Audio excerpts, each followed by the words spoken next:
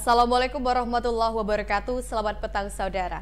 Warta Sumsel kembali hadir menjumpai Anda untuk edisi hari ini Selasa 12 Maret 2019. Terima kasih Anda menyaksikan TVRI Sumatera Selatan. Kami hadir guna menayangkan informasi yang berhasil dihimpun redaksi hari ini. Bersama saya Audita Tabara Putri, berikut dua cuplikan utama Warta Sumsel petang ini.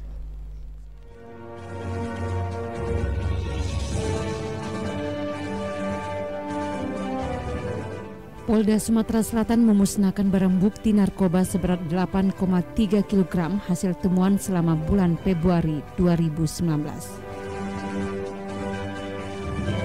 Akibat korsleting arus pendek listrik di bagian pendingin mobil, sebuah minibus hangus terbakar.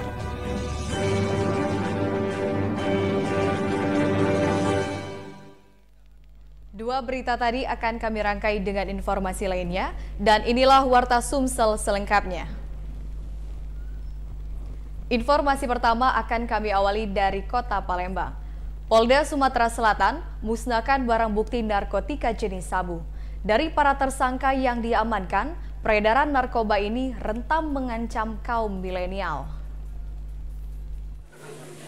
Nah, perempuan dari mana? Polresta. Barang bukti narkotika jenis sabu seberat 8,3 kg dimusnahkan. Pemusnahan dilakukan dengan menghadirkan tersangka yang umumnya berusia antara 20 hingga 30 tahun. Barang bukti yang dimusnahkan merupakan hasil ungkap kasus jajaran Polda Sumsel dan Polresta Palembang selama bulan Februari 2019.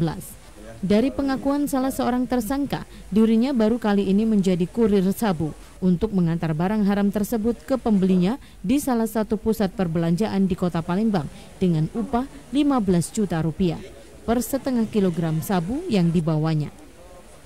Ia nekat mengikuti perintah bandar narkoba lantaran terdesak kebutuhan ekonomi. Baru kali ini. Kita diperintah siapa ini? Perintah apa ini? Nganter atau menerima barang? Perintah jumpa yang beli. Berapa kilo kita bawa? Setengah. Disuruh nganter kemana itu barang? Di Nurista PS. Disuruh ngirim gitu ya? Ya. Berapa kita diupah oleh bandar itu? Berapa? 15 juta. Sementara Kapolda Sumsel mengatakan saat ini peredaran narkotika mengancam kaum milenial. Hal ini terlihat dari para tersangka yang umumnya berusia di antara 20 hingga 30 tahun. Pemusnahan barang bukti narkoba di bulan Februari khusus untuk Polda dan Polresta. Barang buktinya kita lihat sampai 8 kilo lebih. Dan ini menunjukkan bahwa dan kita lihat sendiri bahwa para pelakunya sendiri semua kaum milenial. Usia mereka maksimum tadi berapa? Baru 30 tahun. Antara 20 sampai 30 tahun. Nah, ini menunjukkan bahwa memang milenial kita juga rentan terhadap ancaman penggunaan maupun peredaran narkoba. Pemusnahan narkoba yang dilakukan di halaman Sri Melayu ini selain dihadiri perwakilan dari instansi terkait, juga disaksikan para pelajar dari berbagai sekolah di Palembang yang mengikuti seminar anti narkoba yang diselenggarakan dalam rangka HUT ke-39 Yayasan Kemala Bayangkari. Romiko TVRI Sumsel melaporkan. Diduga akibat korsleting arus pendek listrik di bagian pendingin mobil, sebuah mobil minibus ludes terbakar.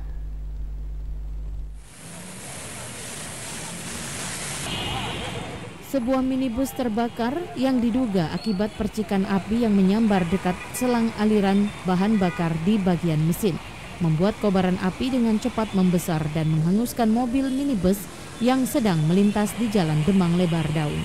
Besarnya kobaran api membuat pemilik mobil dengan plat nomor BG 1303ML bernama Budi warga Prabu Muli tidak bisa menyelamatkan surat-surat dan barang berharga seperti uang senilai 5 juta rupiah yang tertinggal di dalam mobil. Meski sempat dibantu warga, api baru bisa dipadamkan 1 jam kemudian setelah 1 unit mobil damkar dikerahkan ke lokasi kejadian untuk memadamkan api. Saksi mata di lokasi menyebut api berasal dari bawah mesin mobil dengan mengeluarkan asap terlebih dulu dan kemudian terbakar. Diduga api berasal dari korsleting arus pendek listrik di bagian pendingin AC yang menyambar dekat selang bahan bakar. Ada 3 keluarga kan. Oh. Terus itu? Bapak, ibu-ibu sama anaknya. Oh. Konslet. Oh. Mas Nadi. Itu mobil itu putar balik tadi ya? Tidak. Mogok. Oh, mogok. Jadi wong itu tadi pas api keluar? Api keluar semua. Wong 3 itu? Belum diketahui pasti penyebab terbakarnya mobil tersebut. Meski demikian tidak ada korban dalam insiden ini, namun kerugian ditaksir mencapai ratusan juta rupiah. Romiko TVRI Sumsel melaporkan. Kita beralih ke Kabupaten Ogan Ilir. Mahasiswa di Ogan Ilir berdemo di kantor DPRD Ogan Ilir. Dalam aksinya, mahasiswa mendesak Komisi 3 DPRD Ogan Ilir melakukan pengawasan dengan turun ke sejumlah lokasi pembangunan yang terindikasi korupsi.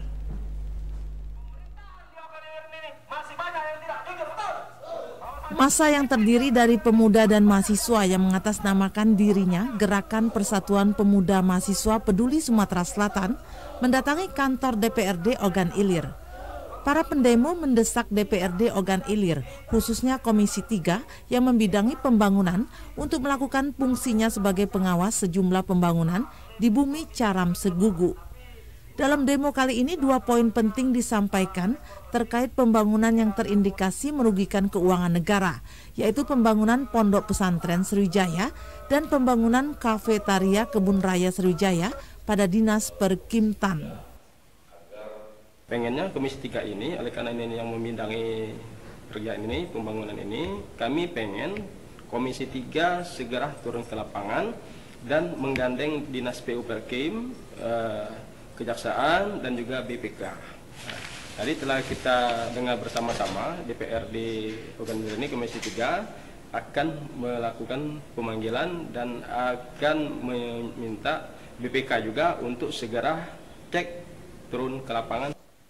Peserta aksi demo diterima anggota Komisi 3 dan dalam pertemuan ini meminta Dinas PU Perkimtan turun ke lapangan dan bila ditemukan indikasi korupsi akan ditindaklanjuti. Kita meminta nanti kepada Dinas Perumahan dan Pemukiman untuk segera turun ke lapangan, memeriksa langsung 2 kegiatan yang ada di dinas mereka. Kedua, kita meminta nanti hasil temuan ataupun hasil turun ke lapangan dari Dinas Perumahan dan Pemukiman tersebut nanti untuk segera dilaporkan kepada kami Komisi 3 DPRD. Yudi Gromeko TVRI Sumatera Selatan melaporkan dari Ogan Ilir. Saudara, kita kembali ke Kota Palembang. Di tahun anggaran 2019 ini, pemerintah Kota Palembang akan mengoptimalkan perbaikan infrastruktur jalan. Karena sebagian besar jalan di Kota Palembang banyak yang rusak. Menanggapi keluhan masyarakat, banyaknya jalan yang rusak dalam Kota Palembang, Wali Kota Palembang Harnojoyo akan mengoptimalkan anggaran 2019 ini fokus pada perbaikan infrastruktur jalan dan jembatan. Selain itu, pemerintah Kota Palembang akan membangun destinasi wisata baru yang telah diagendakan, salah satunya kawasan Sekanak.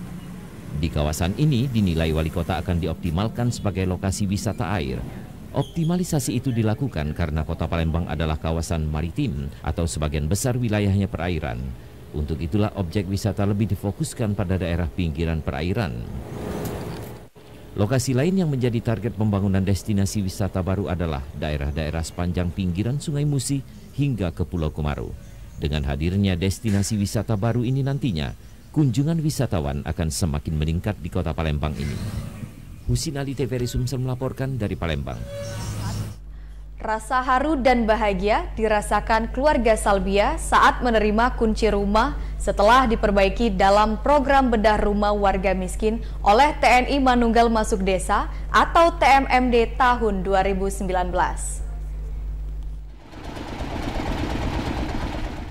Program TNI Manunggal Masuk Desa TMMD tahun 2019 betul-betul menyentuh masyarakat kecil. Seperti yang dirasakan keluarga Salbia, janda 2 orang anak ini yang rumahnya selesai dibedah dan hari ini langsung diserahkan kuncinya oleh Dandim 0418 Palembang, Lekol Infantri Honi Havana yang didampingi Ketua Persid KCK 42 Kodim 0418 Palembang, Indri Honi. Tangis bahagia pun tak dapat dibendung dari anak Salbia karena yang dulunya gubuk reot di atas rawa-rawa kini sudah berdiri rumah beserta kelengkapan isinya. mulai dari televisi, tempat tidur, lemari pakaian, dan meja belajar, serta kompor gas. Ketua Persid KCK 42 Kodim 0418 Palembang, Indri Honi, mengakui sebagai istri prajurit sangat mendukung peran suami, apalagi sebagai makhluk sosial, maka selayaknya saling berbagi peduli terhadap sesama. Saya sangat mendukung sebagai istri prajurit apa yang diperbuat oleh suami saya, termasuk para prajurit TNI yang benar-benar terjun ke masyarakat, benar-benar melihat kondisi masyarakat di bawah. Ternyata memang banyak sekali yang perlu kita bantu, kita berikan semangat, terutama anak-anak ya Pak ya, karena memang saya menyadari posisi saya sebagai seorang ibu tentu merupakan beban berat untuk Ibu Salbiah membesarkan 2 anak, tapi saya yakin insya Allah dengan keikhlasan ibu bisa mengantarkan anak-anak untuk menjadi orang yang lebih baik. Senang, sedih karena rumah sudah dibedah. Terima kasih untuk Bapak TNI yang sudah membedah rumah kami.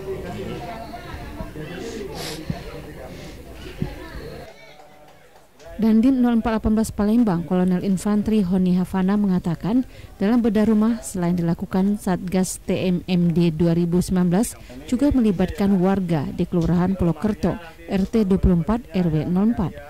Semoga rumah ini dapat menjadikan semangat bagi Ibu Salbiah untuk terus berjuang menghidupi 2 anaknya dan memberikan pendidikan bagi keduanya. Kita tidak ingin semangat belajarnya Nauyah dan Marian ini patah atau kandas karena kondisi rumahnya yang memprihatinkan, ya, atapnya bocor, lantainya hampir jebol, gitu, dan kondisi-kondisi lain yang memprihatinkan. Nah, dengan begini insya Allah kita harapannya semangat hidup mereka akan kuat kembali, percaya diri untuk belajar dengan lebih semangat, ya, lebih giat, sehingga nantinya bisa menyongsong masa depan yang lebih baik. Tim Liputan TVRI Sumatera Selatan melaporkan. Informasi pemerintah Kota Palembang optimalkan peran TVRI Sumatera Selatan akan kami hadirkan sesaat lagi. Assalamualaikum warahmatullahi wabarakatuh. Saya Kelly Mariana, Ketua KPU Provinsi Sumatera Selatan, mengajak seluruh masyarakat Sumatera Selatan untuk mendukung dan mensukseskan pemilihan presiden dan wakil presiden serta pemilihan legislatif tahun 2019 untuk bersama-sama mensukseskan, mengamankan, melancarkan untuk terwujudnya pemilu yang demokratis, berintegritas dan bermartabat. Dengan datang ke TPS pada tanggal 17 April 2019. Pemilih berdaulat, negara kuat. Jangan lupa datang ke TPS tanggal 17 April 2019.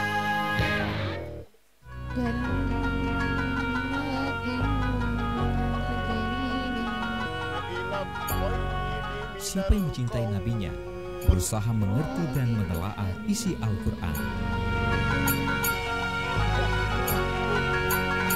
Program acara Cinta Quran hanya di TVRI Sumatera Selatan.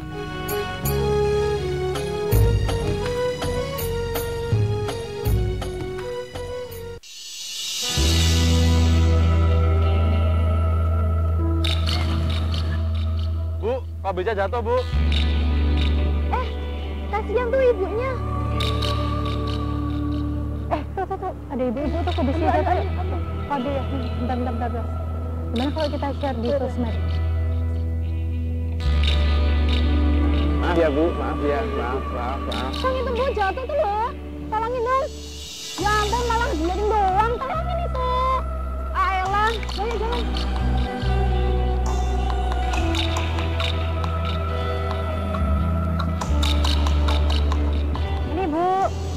Sama-sama. Bagaimana dengan kita?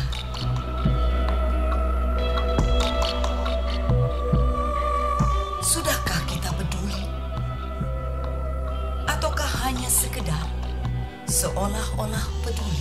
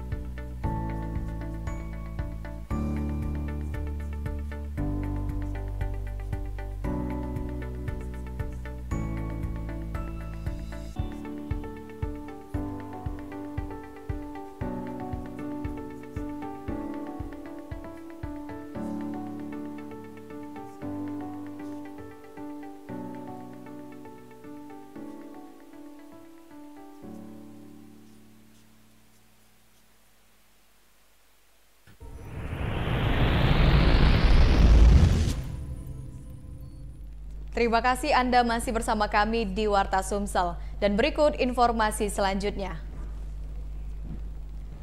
Program sholat subuh dan gotong royong yang dicanangkan pemerintah Kota Palembang akan semakin ditingkatkan untuk menuju Palembang Emas.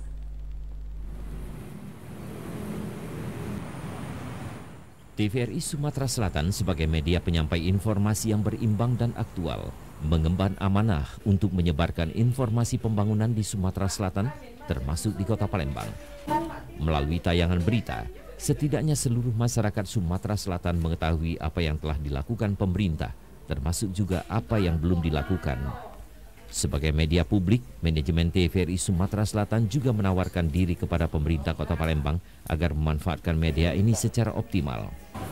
Direktur Utama TVRI Helmi Yahya bersama Kepala LPP TVRI Sumsel Rajab Siregar serta beberapa pejabat struktural melakukan pertemuan singkat dengan Wali Kota Palembang Harno Joyo. Dalam pertemuan itu terungkap betapa pemerintah Kota Palembang sangat mengapresiasi tayangan-tayangan TVRI Sumatera Selatan. Harno Joyo bahkan sangat berharap segala kegiatan, terutama kegiatan gotong royong yang akan membebaskan wilayah Kota Palembang dari banjir dan sholat subuh, bisa disiarkan secara optimal melalui tayangan Warta Sumsel, karena disadari melalui media ini informasi akan cepat sampai ke publik. Rajab Siregar selaku Kepala LPP TVRI Sumsel akan mengoptimalkan kru liputan TVRI di lapangan untuk meliput seluruh program pemerintah Kota Palembang dan mengapresiasi apa yang diharapkan pemerintah Kota Palembang. Tentunya TVRI sangat siap mendukung segala upaya-upaya yang dilakukan oleh pemerintah kota. Kami berharap pemerintah kota terus menjalin kerjasama dengan TVRI yang sudah selama ini dilakukan dengan baik. Terkait pelestarian budaya di Sumatera Selatan, Rajab Siregar mengaku akan mengoptimalkan program yang berkaitan dengan konten lokal dan semua itu sudah mulai dilakukan. Husin Ali, TVRI Sumsel melaporkan dari Palembang. Saudara, upaya Direktorat Jenderal Pajak Sumsel Babel dalam memberikan kemudahan kepada wajib pajak untuk membayar pajak, yaitu melalui sistem jaringan internet atau e-filing.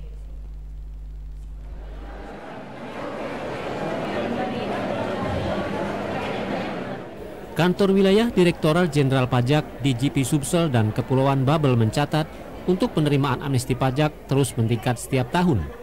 Ini karena di Sumatera Selatan masih banyak para wajib pajak yang setiap tahun rajin membayar pajak. Kepala Kantor Wilayah Direktorat Jenderal Pajak Sumatera Selatan dan Bangka Belitung, Imam Arifin, saat melakukan pemberian penghargaan kepada wajib pajak pribadi maupun perusahaan besar, menjelaskan dalam pencapaian target tersebut beberapa strategi akan dilakukan seperti door-to-door ke UMKM dan wajib pajak lainnya yang mungkin belum ikut program tak amnesti pajak.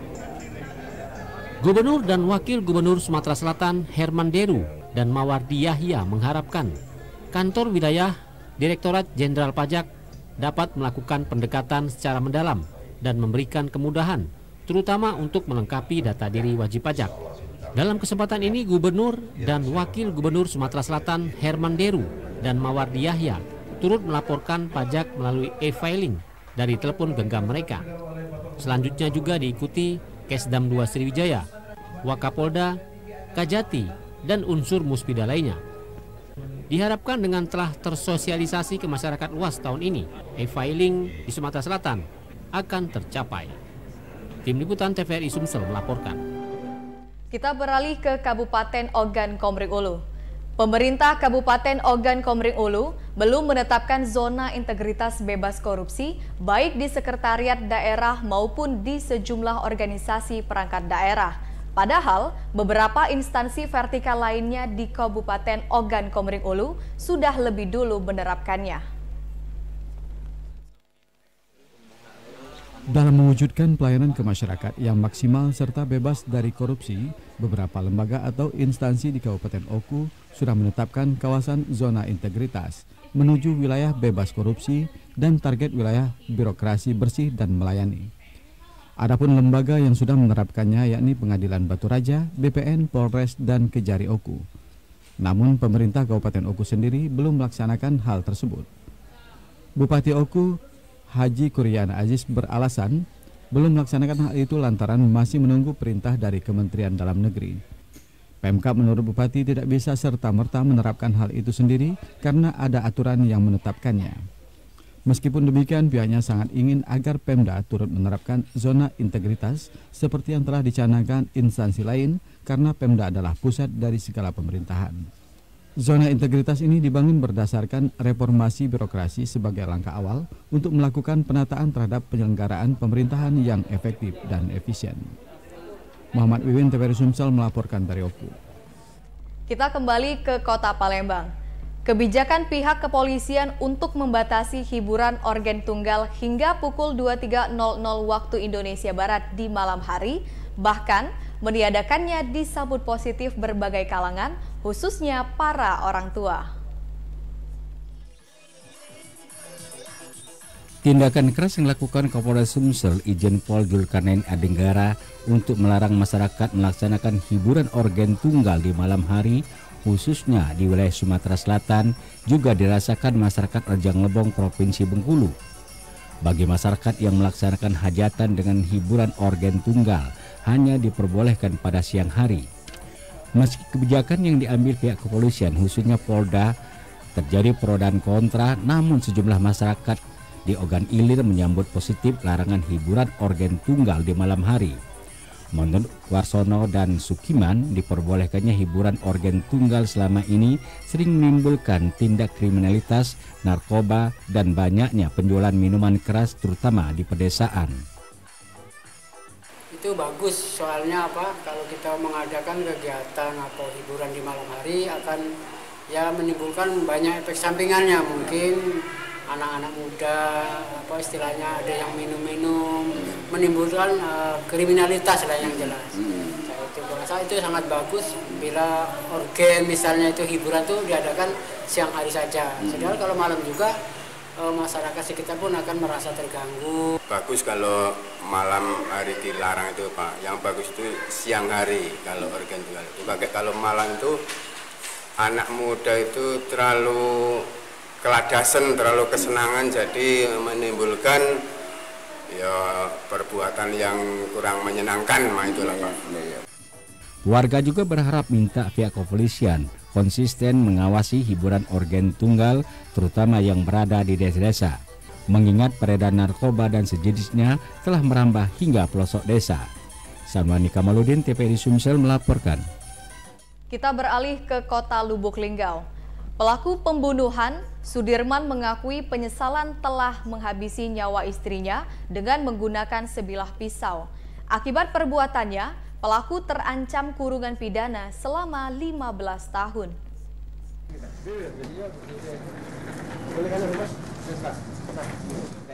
Tersangka Sudirman warga Jalan Mangga Besar RT 01 Kelurahan Kenanga, Kecamatan Lubuk Linggau Utara, 2 Kota Lubuk Linggau, tega menghabisi nyawa istrinya sendiri. Pelaku yang berstatus sebagai guru honorer di Kabupaten Musirawas ini tak kuasa menahan air matanya saat di hadapan Kapolres Lubuk Linggau dan para awak media. Ia mengaku menyesal dan hilaf telah membunuh istri yang telah dinikahi sejak 2008 lalu. Lantaran kerap kali dicaci maki sang istri yang dipicu akibat faktor ekonomi. Kapolres Lubuk Linggau AKBP Dwi Hartono mengatakan, usai menghabisi istrinya, pelaku menyerahkan diri ke Mapolres dengan dihantar keluarganya. Dan diketahui pelaku juga sempat mencoba bunuh diri dengan meminum racun tikus. Insiden pembunuhan ini bermula dari kekesalan pelaku terhadap korban Rosalina yang bekerja sebagai guru PNS di SMP Negeri 12 Lubuk Linggau. Sang istri meminta uang terhadap suaminya untuk uang belanja. Namun demikian, karena suami tidak mempunyai, maka si pihak istri ngomel-ngomel. Gitu. Yang mengakibatkan pelaku hilaf dan akhirnya terjadilah peristiwa itu, KDRT yang mengakibatkan korban meninggal dunia. Selain mengamankan pelaku, polisi juga mengamankan barang bukti sebilah pisau yang digunakan untuk membunuh korban. Akibat perbuatannya, pelaku terancam pidana dengan 15 tahun kurungan penjara. Dari Kota Lubuk Linggau, Peri Setiawan, TVRI Sumsel melaporkan. Beragam informasi lainnya akan kami hadirkan sesaat lagi. Tetaplah di Warta Sumsel.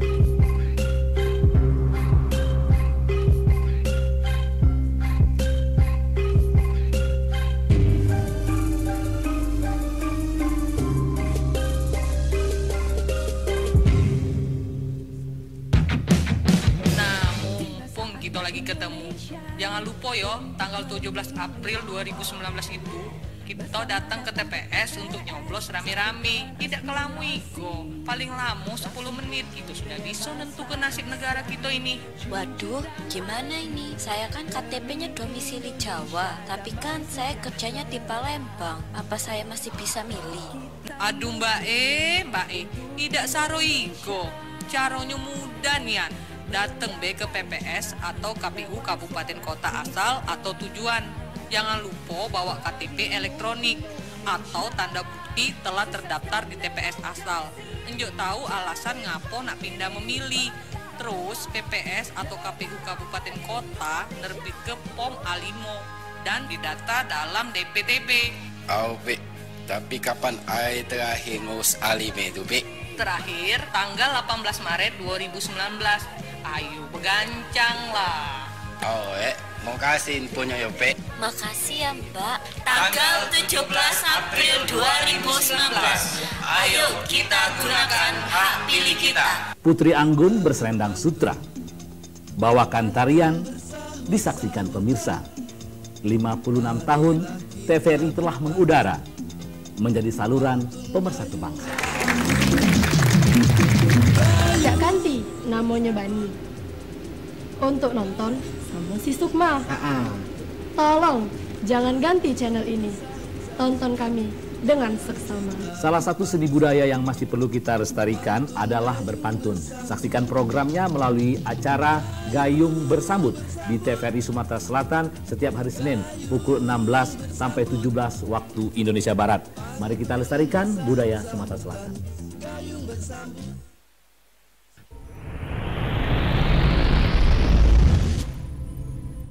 Terima kasih Anda masih menyaksikan Warta Sumsel dan berikut informasi dari Kota Palembang. Sejumlah sekolah di Kota Palembang melatih siswanya menjawab soal-soal ujian secara online. Latihan menjawab soal-soal ujian ini diberikan sekolah kepada siswa kelas 12 yang tidak lama lagi menghadapi ujian nasional berbasis komputer UNBK pada April 2019. Menurut Wakil Kepala Sekolah Bidang Kurikulum SMA 2 PGRI Palembang Murtini, sebagai salah satu sekolah yang menyelenggarakan latihan menjawab soal secara online, pihaknya menginginkan seluruh siswa kelas 12 memperoleh hasil terbaik. Ada peningkatan Bapak, karena dengan simulasi pertama yang sudah dilaksanakan Februari kemarin, mereka sudah punya gambaran dan mereka bisa berlatih dengan soal-soal yang ada. Maksudnya dengan bank soal yang ada yang sudah diberikan oleh Bapak Ibu guru kelas 12, karena sudah ada les tambahan juga, diaplikasikan dalam online. Sementara itu dari segi teknis, menjawab soal-soal ujian secara online ini berjalan lancar. Jaka, operator komputer, menyatakan hampir tidak ada kendala yang berarti dalam pelaksanaan simulasi ini, kalaupun ada sifatnya hanya human error. Kendati demikian, Jaka menilai perlunya penggantian server utama atau server pusat untuk menampung sebanyak-banyaknya data dari seluruh Indonesia. Harapan kami untuk UNBK tahun depan untuk server dari pusat, dan misalnya ada jadwalnya harap diperbarui, kemudian untuk server pusatnya untuk diperbesar kembali supaya bisa menampung seluruh Indonesia. Berdasarkan pengamatan, terjadi korelasi positif antara latihan dengan nilai siswa setelah mengikuti simulasi dan pembekalan yang diselenggarakan sekolah. Tim Liputan TVRI Sumatera Selatan melaporkan dari Palembang. Guru honor swasta mengeluhkan sulitnya untuk mendapat nomor unik pendidik dan tenaga kependidikan atau NUPTK. Padahal persyaratan sudah dipenuhi. Nomor unik pendidik dan tenaga kependidikan NUPTK merupakan nomor induk bagi seorang pendidik dan tenaga kependidikan. NUPTK diberikan kepada seluruh PTK baik PNS maupun non-PNS sebagai nomor identitas yang resmi untuk keperluan identifikasi dalam berbagai pelaksanaan program dan kegiatan yang berkaitan dengan pendidikan dalam rangka peningkatan mutu pendidikan dan tenaga kependidikan. Diakui guru honor sekolah swasta, untuk mendapatkan NUPTK cukup sulit, bahkan telah beberapa kali melengkapi persyaratan untuk mendapatkan NUPTK, namun sampai sekarang belum diperoleh. Kepada pemerintah agar lebih dipermudah persyaratan untuk mendapatkan NUPTK, sehingga kesejahteraan guru honor terjamin. Karena aku tuh NUPTK juga belum keluar sampai sekarang. Pengennya NUPTK harusnya kan dimudahkan, jangan susah apalagi kan Diknas tuh Cak Saron ya gitu ke NUPTK itu. Kalau aku sih sudah 10 kali ngumpul, tapi masih disuruh ngumpul lagi. Agak dipermudah karena saya sebagai guru baru, saya baru ingin memulai gimana untuk mengurus UMPTK tersebut. Keinginan ini merupakan harapan seluruh guru honor baik di sekolah negeri dan sekolah swasta, agar pengangkatan guru honor lebih diprioritaskan bagi guru honor yang telah mengajar puluhan tahun. Tim Liputan TVRI Sumatera Selatan melaporkan. Sekolah menengah pertama di Kota Palembang terus bersolek dalam mempersiapkan diri untuk mendapat penghargaan Sekolah Adiwiyata tingkat provinsi.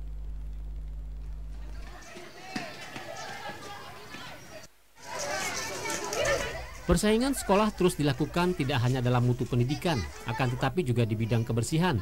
Salah satunya SMP Negeri 33 Palembang yang sebelumnya mendapatkan penghargaan Adiwiyata tingkat Kota Palembang pada tahun 2016 dan tahun ini kembali mempersiapkan diri dan berbenah untuk mencapai penghargaan Adiwiyata tingkat provinsi. Sudarmi selaku Kepala SMP Negeri 33 Palembang mengemukakan, untuk meraih Adiwiyata tingkat provinsi, pihaknya berupaya memenuhi sejumlah kriteria, antara lain melaksanakan kebersihan lingkungan, pemilihan sampah dan kompos, tanaman hias hidroponik, serta memelihara kebersihan kebun sekolah dan rumah hijau. Di tahun 2019 kami sudah menyatakan siap untuk mengikuti Adiwiyata tingkat provinsi. Adapun persiapan yang kami lakukan, saya bersama seluruh guru tim Adiwiyata, yaitu membenahi sarana-sarana yang harus dilengkapi. Sarana-sarananya seperti sanitasi. Misalnya kami melengkapi toilet untuk peserta didik, mendekati jumlahnya sesuai yang diharapkan oleh standar pelayanan minimal. Sementara itu, Hajah Hasmawati selaku Wakil Kepala Humas mengatakan, sekolah juga memiliki tanaman obat, tempat mencuci tangan, dan juga MOU, mitra tentang lingkungan. Dengan adanya kebersihan tadi, itu anak-anak akan terhirup udara bersih. Nah, salah satunya tidak boleh buang sampah sembarangan. Nah, mengapa? Kalau buang sampahnya sembarangan, nanti bibit-bibit penyakit bisa menyebar ke seluruh wilayah SMP, terutama SMP Negeri 33. Nah, adapun kiat kami untuk supaya SMP Negeri 3 dalam Adiwiyata ini mencapai tingkat provinsi, kami tingkatkan lagi, yaitu kegiatan pembersihannya. Menjaga kebersihan lingkungan ini tentu saja melibatkan para murid serta guru, sehingga berhasil mencapai tujuan.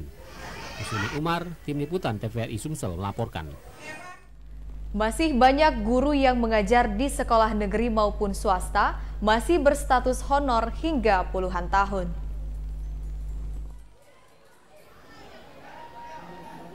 Keberadaan guru honor di sekolah membantu dalam mendidik anak bangsa menjadi anak yang berkualitas. Mengingat pemerintah belum bisa memenuhi guru berstatus PNS di sekolah negeri maupun sekolah swasta, sehingga guru honor tersebar di sekolah itu. Seperti di SMP NU Palembang, 95% guru yang mengajar adalah guru honor. Hanya 4 orang guru DBK. Bahkan guru honor di sekolah ini telah ada yang puluhan tahun mengajar dan belum diangkat. Kepala SMP NU Palembang Ahmad Dailami mengatakan, kalau bisa guru honor yang diangkat diprioritaskan, telah mengajar puluhan tahun sehingga tingkat kesejahteraan mereka dapat meningkat. Yang jelas mereka diikut sertakan dalam sertifikasi apabila syarat-syaratnya sudah terpenuhi, dan alhamdulillah banyak guru-guru di NU ini yang sudah menerima sertifikasi. Tinggal waktu, mungkin kalau ada waktu nasib ya mereka dapat diperjuangkan. Setelah dapat sertifikasi, setelah sekian puluh tahun honor di sekolah swasta, khususnya di NU ini, kalau bisa ada kebijakan pemerintah untuk diprioritaskan, diangkat sebagai PNS. Ditambahkan Dailami, guru honor yang telah mengajar 5 tahun ke atas dan memiliki integritas yang baik dalam mengajar akan diangkat menjadi guru tetap yayasan. Tim Liputan TVRI Sumsel melaporkan. Saudara, anak usia dini memiliki karakter yang berbeda. Karena itu, tenaga pendidik PAUD harus mengetahui perbedaan karakter mereka agar potensi anak bisa berkembang secara maksimal. Tenaga pendidik bagi anak usia dini atau konteks pendidikan anak usia dini dapat mengetahui dan menempatkan pendidikan sesuai karakter masing-masing anak. Karena anak usia dini memiliki kepribadian dan berada dalam proses pertumbuhan juga perkembangan yang harus diarahkan secara positif. Anak usia dini memiliki pola pertumbuhan dan perkembangan dalam aspek fisik, kognitif, sosio-emosional, kreativitas, bahasa dan komunikasi yang khusus sesuai dengan tahapan yang sedang dilalui oleh anak tersebut.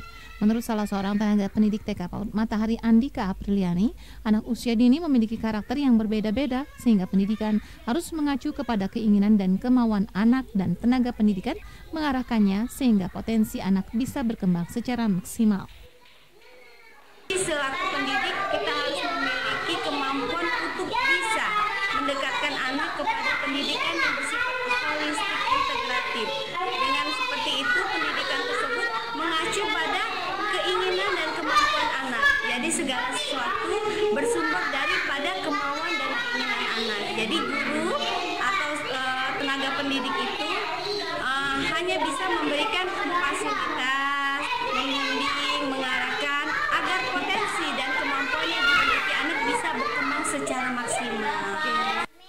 Selain itu, mengetahui karakter anak juga penting dimiliki orang tua, sehingga apa yang diarahkan dalam lembaga PAUD juga dapat diarahkan kepada anak saat berada di rumah dalam pengawasan orang tua. Tim Liputan TVRI Sumsel melaporkan. Saudara, informasi dari Kabupaten Musi Banyu Asin akan kami hadirkan usai jeda pariwara berikut ini.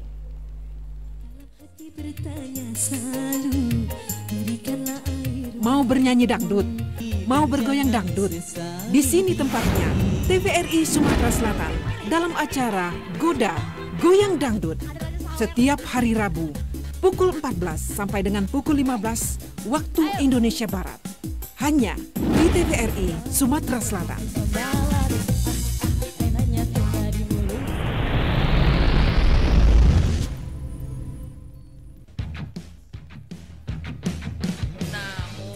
Kita lagi ketemu. Jangan lupa yo, tanggal 17 April 2019 itu kita datang ke TPS untuk nyoblos rame-rame. Tidak kelamui go. Paling lama 10 menit itu sudah bisa nentukan nasib negara kita ini.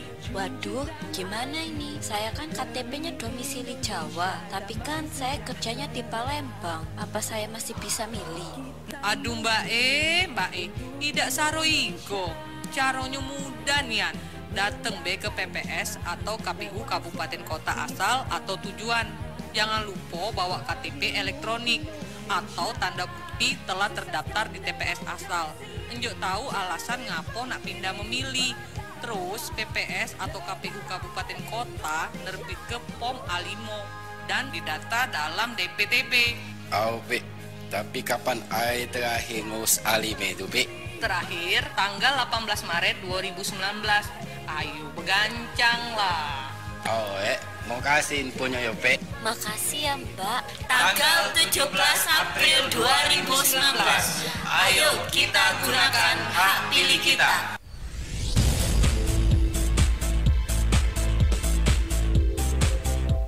Pemirsa di mana saja Anda berada, terima kasih atas kesediaan Anda menyaksikan tayangan dari TVRI Sumatera Selatan. Dengan senang hati, tahun 2017 TVRI Sumatera Selatan mengudara selama 24 jam melalui video streaming. Caranya sangat mudah. Bagi Anda pengguna Android, Anda dapat mengaksesnya melalui Play Store. Bagi Anda pengguna iPhone, Anda dapat mengaksesnya melalui App Store. Dengan harapan tahun-tahun mendatang seluruh pemancar kita akan on air melalui DVB-T2 untuk seluruh wilayah termasuk Muratara dan Pagar Alam. Sehingga masyarakat setempat dapat menyaksikan siaran dengan kualitas digital. Ayo nonton TVRI.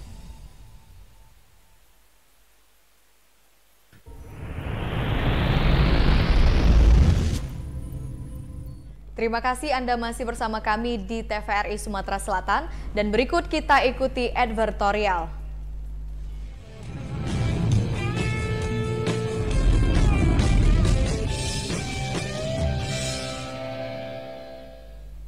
Saudara, Badan Penyelenggara Jaminan Sosial atau BPJS Kesehatan Wilayah Sumatera Selatan, Bangka Belitung dan Bengkulu mengapresiasi pemerintah Kabupaten Musi Banyuasin yang mengcover sebagian besar warganya dalam kepesertaan JKN KIS.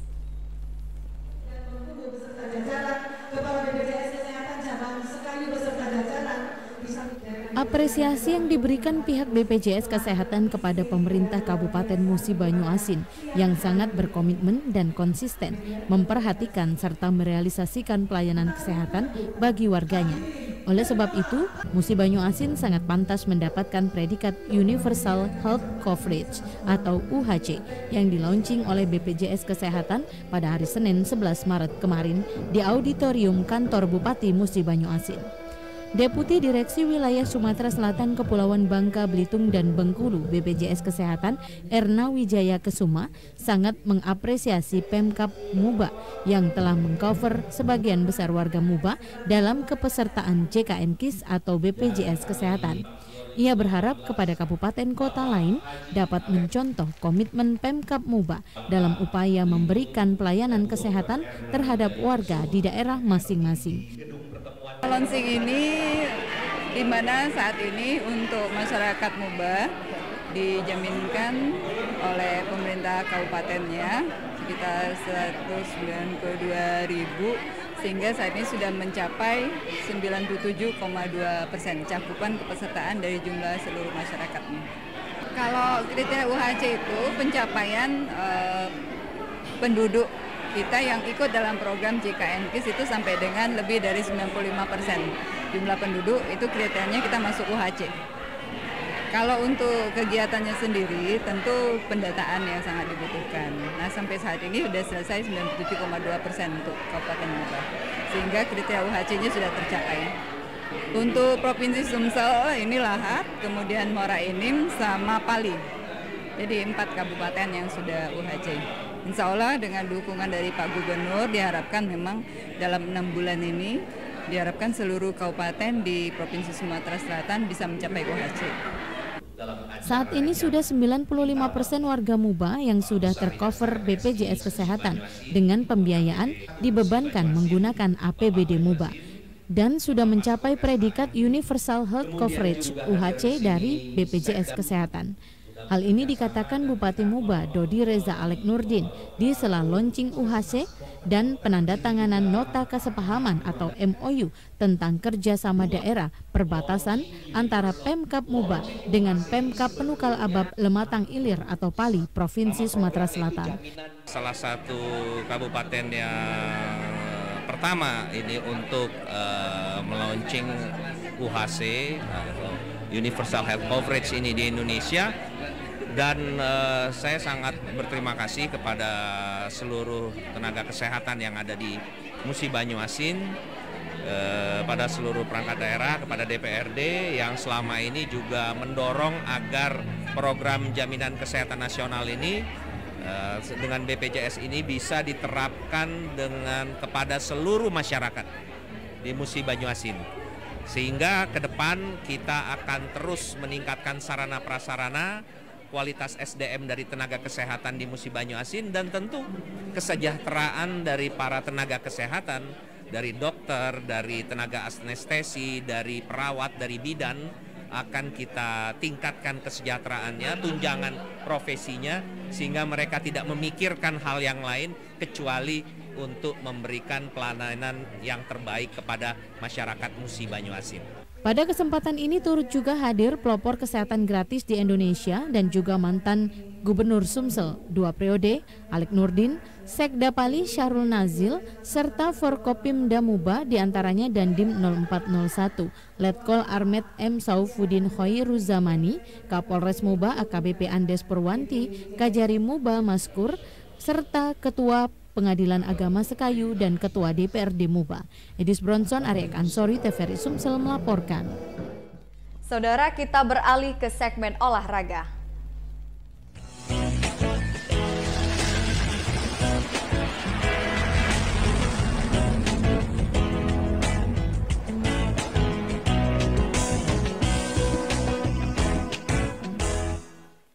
Makin hidupnya kegiatan olahraga dan seni di Kota Palembang, dikembangkan Persatuan Wanita Olahraga atau Perwosi dengan memadukan keduanya menjadi satu ajang berupa kegiatan poco-poco. Kurun waktu 15 tahun terakhir sejak digelarnya PON ke-14 tahun 2004 di Kota Palembang, kegiatan olahraga di Kota Palembang terus hidup. Hal ini pun memberi inspirasi para pengurus Perwosi Kota Palembang menggelar kegiatan olahraga senam dipadukan dengan seni menjadi kegiatan poco-poco. Pada HUT ke-51 Perwosi serta Wanita Kusgoro ke-63 tahun 2019 ini, menurut Ketua Perwosi Kota Palembang Hajah Yulia Suri Kasim, tidak kurang dari 34 klub poco-poco berpartisipasi pada kegiatan ini. Selain poco-poco juga lomba senam lansia, karaoke serta menghiasi nasi tumpang. Dan keinginan, kemampuan, kemauan ibu-ibu, apalagi terutama yang lansia, mengikuti poco-poco ini, alhamdulillah semarak tinggi semuanya. Insya Allah yang tumpeng juga demikian. Ada 9 peserta, sekarang lagi menghias tumpeng masing-masing dan juru selalu berkeliling menilai. Mudah-mudahan mereka selalu semangat dan siap, terutama untuk memajukan olahragaan dan insan olahraga. Melihat tingginya peminat pada ajang tahun ini, terutama kelompok lansia, ke depan akan digelar lebih meriah dan lebih terbuka. Ketua KONI Kota Palembang, Suparman Roman, mengaku bangga Perwosi yang berada di bawah KONI Kota Palembang mampu menyelenggarakan event yang cukup meriah ini. Kami dari KONI Kota Palembang memberikan apresiasi yang tinggi terhadap keputusan Perwosi Kota Palembang. Karena kegiatan-kegiatan yang dilakukan oleh Perwosi ini sudah berkembang, bukan hanya fokus pada kegiatan olahraga, juga bagaimana menghimpun potensi dari kaum wanita Indonesia di Kota Palembang ini dalam berbagai kegiatan. Selain kegiatan olahraga seni berupa poco-poco dan senam lansia, tercatat lebih dari 50 kaum milenial, baik pria maupun wanita, mengikuti lomba nyanyi dangdut pada momen HUT Perwosi tahun ini. Hakim Syami, tim liputan TVRI Sumsel melaporkan. Untuk memacu atlet panahan Sumatera Selatan berprestasi di tingkat daerah, nasional maupun internasional, dibutuhkan kompetisi panahan.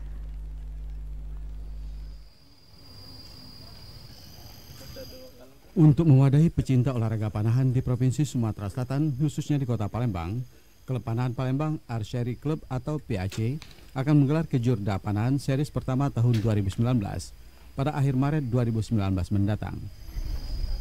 Kejurda Panahan series pertama tahun 2019 akan melombakan 3 nomor panahan, yaitu nomor barpau 18 meter, nomor recurve 18 meter, dan nomor kompon 18 meter.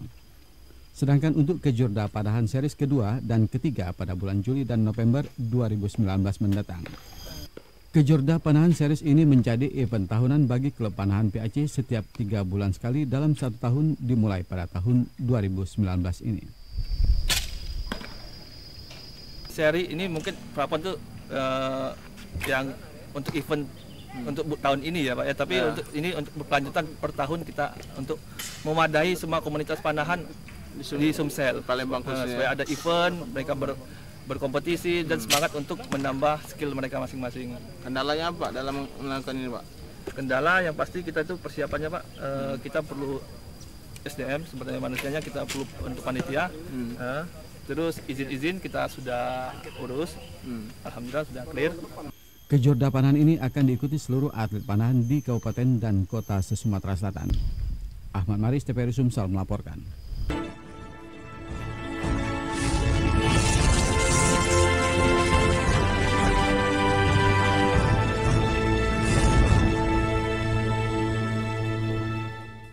Meskipun bulan puasa dan Lebaran Idul Fitri 1940 Hijriah masih 2 bulan lagi, namun geliat penjualan busana muslim guna menyambut bulan suci sudah terasa. Walaupun bulan yang dinantikan umat muslim masih beberapa bulan lagi, namun saat ini masyarakat sudah antusias mempersiapkan diri untuk menyambut bulan Ramadan dan Hari Raya Idul Fitri 1940 Hijriah. Geliat penjualan busana muslim dan perlengkapan beribadah sudah tampak. Masyarakat beranggapan bahwa lebih baik persiapan menyambut bulan puasa dilakukan dari awal supaya tidak terburu-buru dan beragam pilihan model masih tersedia. Kalau menjelang puasa gamis ya buat kalau taraweh, terus mukena. Kadang mukena tiap tahun sih beli, tapi kadang-kadang suka nyari lagi kalau mau puasa buat taraweh gitu. Kalau di sini tadi saya borong itu ya buat laki-laki, buat kalau sholat taraweh, buat sholat Jumat, celana tapi model sarung gitu, celana sarung gitu. Baju muslim menjadi primadona menjelang hari raya. Beragam harga dipatok tergantung dengan jenis bahan dan model yang ditawarkan. Untuk busana muslim wanita dijual dengan kisaran harga dari Rp250.000 hingga Rp500.000. Sedangkan busana muslim pria yang disertai dengan satu set celana dijual seharga Rp350.000. Peluang ini tentunya telah dibaca oleh para penjual yang juga telah mempersiapkan diri dari jauh-jauh hari untuk mencukupi permintaan pasar. Kalau untuk sekarang memang kita harus cepat nyari target, terus kita juga ada PT-nya, ibaratnya tuh biar ekonomi tuh nggak merosot untuk sekarang ini. Perlengkapan ibadah seperti mukena dan sajadah juga ikut mengalami peningkatan. Biasanya semakin meningkat ketika bulan puasa tiba. Tim Liputan TVRI Sumsel melaporkan. Saudara, pembentangan kain jumputan sepanjang 1.117 meter pada SOT Sumatera Millennial Road Safety sukses memecahkan rekor muri. Kota Palembang yang dulunya merupakan pusat kerajaan Sriwijaya memiliki beragam kain tradisional yang telah dikenal luas di tanah air, di antaranya jumputan. Hingga kini motif jumputan yang dibuat dengan teknik celup masih menjadi salah satu kain tradisional favorit. Dengan keunikan warna dan motifnya yang tidak terlalu banyak mengalami perubahan dan masih mempertahankan motif tradisional, di antaranya kacang hijau, sasirangan, atau titik tujuh. Pada event SOT Sumatera Millennial Road Safety Festival dilakukan pemecahan rekor muri, yakni dengan digelarnya kain jumputan terpanjang dunia dengan panjang 1.117 meter yang dikerjakan oleh 30-40 pengrajin yang bekerja selama 24 jam penuh selama 10 hari. Kain jumputan Palembang terpanjang di dunia ini memiliki nilai unik yang membentang dari pangkal hingga ujung jembatan Ampera. Dengan menyesuaikan warna kaum milenial, yaitu nuansa warna terang yang terlihat cantik dan elegan. Selain itu, kain jumputan ini merupakan yang pertama dan terpanjang serta terbanyak motifnya, yaitu dengan 300 motif yang ada di Indonesia.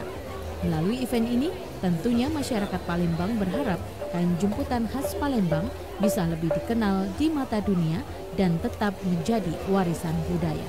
Tim Liputan TVRI Sumsel melaporkan. Tempat wisata yang berada di pinggiran sungai seperti Kampung Arab Al-Munawar tidak luput dari sampah. Permasalahan sampah serta eceng gondok ini memang menjadi problem di tengah masyarakat Kota Palembang.